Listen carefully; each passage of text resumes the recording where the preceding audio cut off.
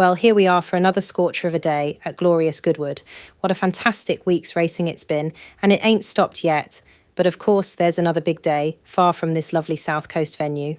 Got it? Yeah, it's Yorkshire Day, so we've all got to celebrate for the boss, who by rights should be lobbing a few flower bombs over the Pennines at those wearing the red rose of Lancashire.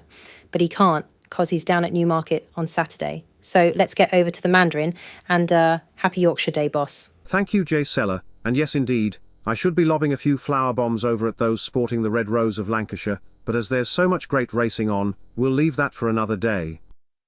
And I'm going to take a real gamble on the Chalice Stakes for Newmarket's opener, and say that John and Thady Gosden's Sunshine Star can outrun her huge odds.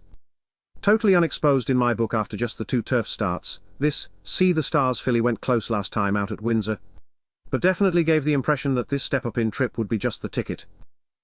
It's been Charlie Appleby's Romantic Symphony that has topped the markets this week, but she didn't seem to like the quicker ground at Lingfield back in May, so Aphrodite Third Orionis could prove to be the big danger for William Haggis. Rafe Beckett's Gone By is in a purple patch after wins at Ripon and Salisbury, so completes my list, but I'll take my chance with Sunshine Star. And now back to you at Goodwood. While I am up at Newmarket, I do think it is worth casting an eye over the fillies Novice Stakes on the card. This can be a good indicator of those well-bred juveniles coming through to their classic season, and Charlie Appleby tends to bring his out at this meeting. So the Frankel filly Halima is of noted interest. A full sister to Calix, John and Thady Gosden's Spirited Gesture and Roger Varian's Dark Angel filly Ashera are also worth a look, and it would be no surprise to me to see one or more of these in the 1,000 guineas next May. Thanks, boss, and my Saturday nap goes in the glorious stakes here at Goodwood. Well named that, but there's no super cool Jim Crowley aboard Al Arsi to make it the hat-trick in this race, but Tom Marquand will do nicely. Thank you very much. Got to be a bit of horses for courses here, as William Haggis's See. The Stars Gelding struts his stuff on the South Coast once again, but I'm saying the hat-trick is on the cards.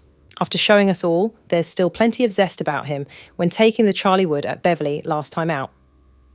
I suppose that stablemate opportunity would be the danger, as this Frankel Gelding looks pretty progressive to me, with Group 1 winner Ghostwriter probably not the force of old. So Gavin Cromwell's Irish Raider in my teens looks the most interesting of the rest. Fingers crossed that Al Arsi is in the right mood, as he can be a bit enigmatic, I think they say, but if he's on spot, he's winning this.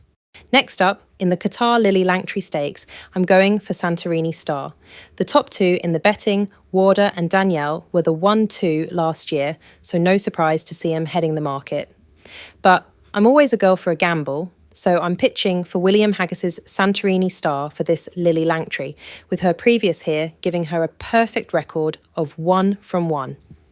For all that, the cheek pieces didn't really do the job at Ascot's Royal Do last time in the Hardwick, but I'll put a line through that and say she can give the 4-year-old filly Warder £3 and still come out on top. John and Thady Gosden's Danielle weren't beaten much when winning the Group 3 fillies and Mare's Bronte Cup at York, so it's hard to argue for a reversal with Warder, who followed home subsequent Group 1 Pretty Polly Stakes winner Estrange last time at the Curragh, so maybe Joseph O'Brien's Goody Two Shoes can improve on her third in this last year. Yep, mine's made up. I've been waiting for this Golden Horn mare Santorini Star to win a big prize this term, and this is it. Reverse forecast with Warder looks a tempter though. Getting underway at Goodwood on Saturday, I do find myself coming back to valedictory for the listed summer handicap, despite some pretty good opposition. The Irish Raiders, Aeronautic and Small Fry from Joseph O'Brien's in-form Owning Hillyard make obvious appeal, especially with Dylan Brown McMonagall riding high after securing the Oaks double on Johanna Walsh and winning the opener on Friday. Rafe Beckett's Sing Us a Song must be on your list, but it's the Goodwood form of valedictory that swings it for me, winning a decent handicap here in May before doubling up at Newmarket last time out. John and Thady Gosden have got the Clarehaven yard in great nick, so I reckon valedictory can say goodbye to this field and win the first for me. And now we must get back to the Mandarin at Newmarket. Yes, thank you again, Jaysella, where James Tate's Havana Sprite is going to be all the rage for the fillies nursery after a dead heat in the listed Empress Stakes last time out. She was only collared in the dying strides, so with similar conditions and what looks a generous opening handicap mark, to say the least, Havana Sprite gets my vote. George Scott's going well this summer, so the hat-trick-seeking Glamour Eyes has to enter calculations, while Carl Burke's Love a Giggle and Marco Botti's Fire Thunder complete my large list.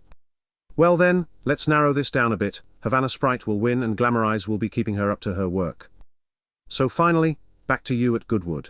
Yeah, good luck, boss. Only fair if you get some winners on Yorkshire Day, after all. Well, horses for courses is not a bad way to go here at Goodwood, especially on this quick 6-furlong dash down the hill. So Far Above Dream has got to go close. Ain't no bad record either here at Goodwood, 3 from 3, and the ground don't seem to matter all that much. So with James Owen knocking out the winners and Kieran Schumark back in the hot seat, plenty to like. But it's a huge field, this Stewards Cup, and plenty too many to mention, though John and Sean Quinn's Dark 30 and Richard Spencer's Two Tribes should both be in the mix. While for you, each way junkies, Ed Walker's Northern Champion might make a show. All in all, Far Above Dream to keep the Goodwood dream alive and make it 4 from 4 here on the Sussex Downs.